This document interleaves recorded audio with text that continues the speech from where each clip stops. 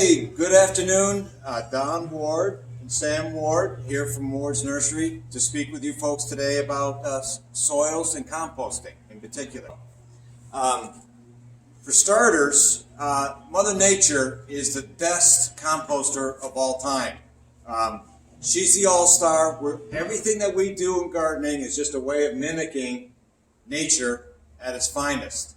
Forests are the supreme, they're the apex of all gardens in the world.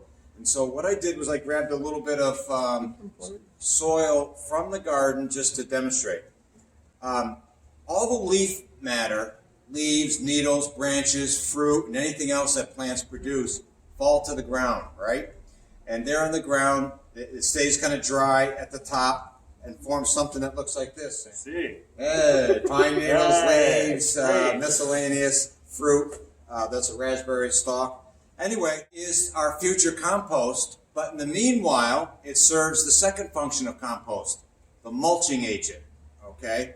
Compost adds to soil while at the same time providing a mulching component, which we'll get back to. Digging down underneath the mulch aspect, that's what I got, Sam, is the compost freshly made in a pine forest. Okay, you know it was Sheffield because the soil's a little silty down there, all right? True. But very organic, lots of nutrients, lots of air spaces, lots of mycorrhizae and other microbes and important little soil critters that keep the soil open, that is to say porous, keeps moisture in the soil, keeps a lot of chemical activity in the soil, all of which plants want. In fact, plants are attracted. One of the things we don't realize, Sam, is that all of the carbohydrates that are produced by plants during photosynthesis, of all of it, roughly 40% and sometimes more go to the roots because the plant is using those carbohydrates to feed mycorrhizae and other microbes.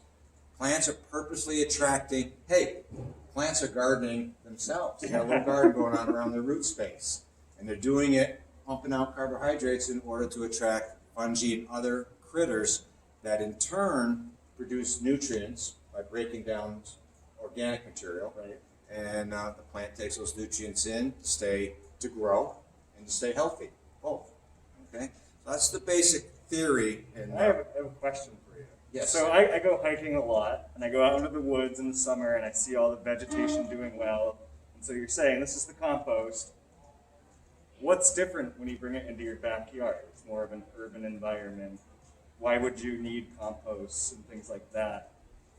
Products that we might provide you versus in the nature, you don't really need much at all. You just kind of watch it and take it in. Okay, good question. These days, around houses and other developments, we scrape off the compost and we use it somewhere else. It's just not present in your garden space. We gardeners have to introduce it in one form or the other, okay, in order for it to be there. And so we're going to talk about two ways to introduce it. Okay. One is to make it. The other is to let somebody else make it, and then we add it. Yep. Okay? Thank you. So let's talk about making it, all right? Stand right there, Sam. Okay. Next to a composter. Right here. Yeah. A handy device for producing compost. A couple little technologies associated with it. One, All right. it spins in order to tumble. And then two, it has holes in it for good drainage, so our compost doesn't get too wet.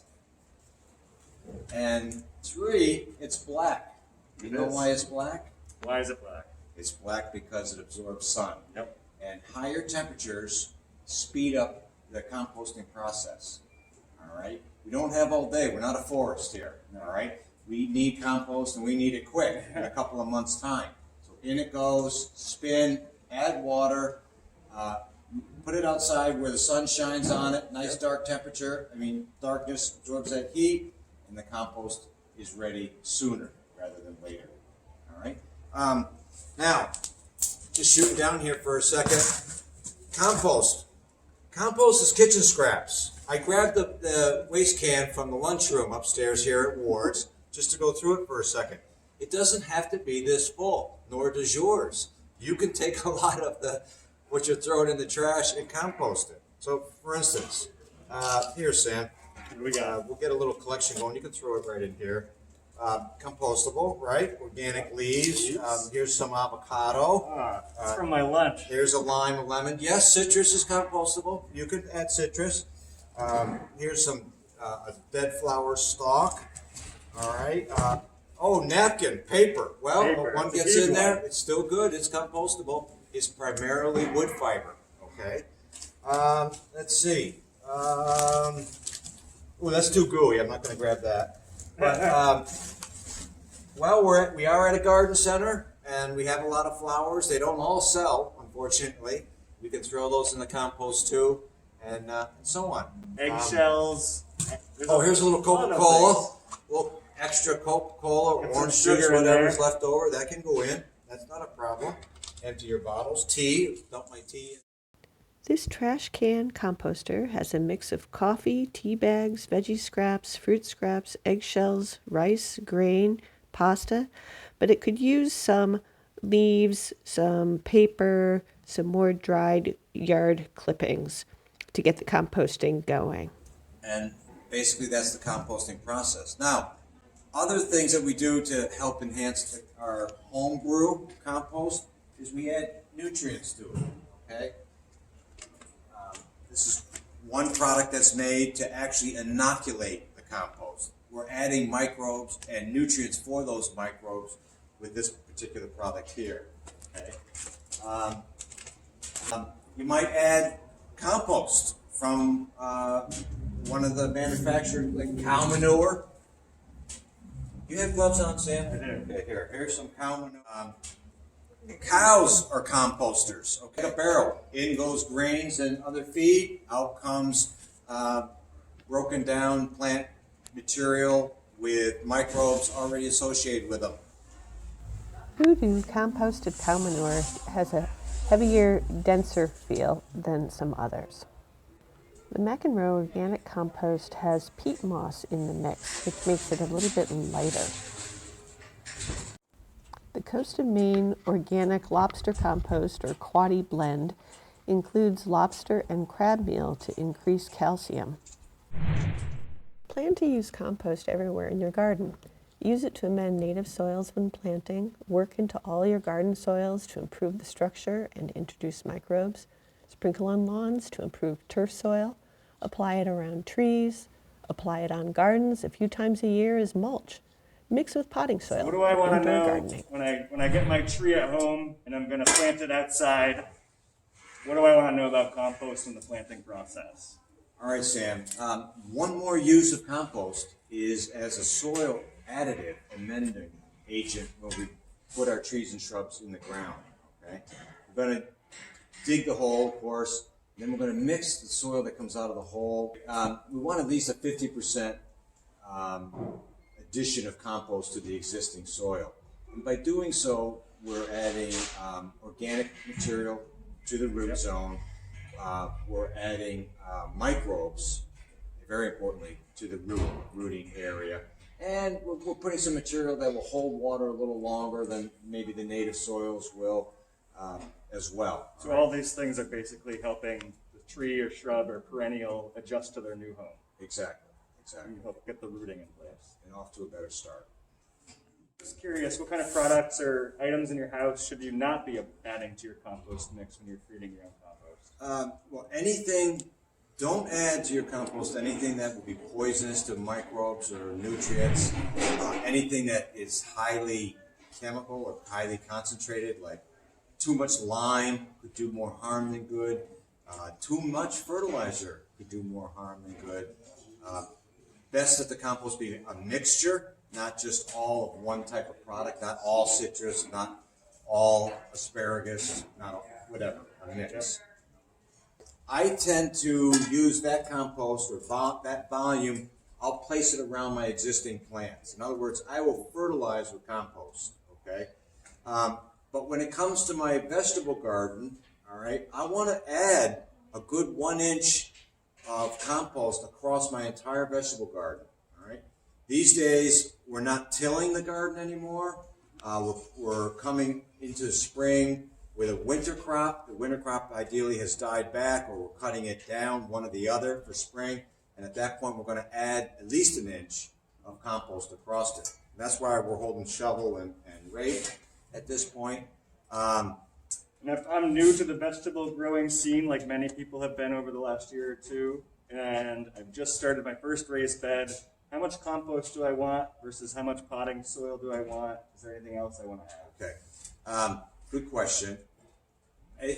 Ideally, you want to make your gardening mix, whatever it is you're planting in, which should be a combination of the natural soil and compost. Okay, you want to basically get a foot or so. Brought this flag to demonstrate. You want a good foot of loose, friable material. Okay, and some people use a flag to insert. You know, if you can get a flag into wet soil all the way to the end, a foot's worth, that's garden ready. Okay, you don't need more than that, and having that will let you to grow pretty much any kind of crop, including potatoes and such.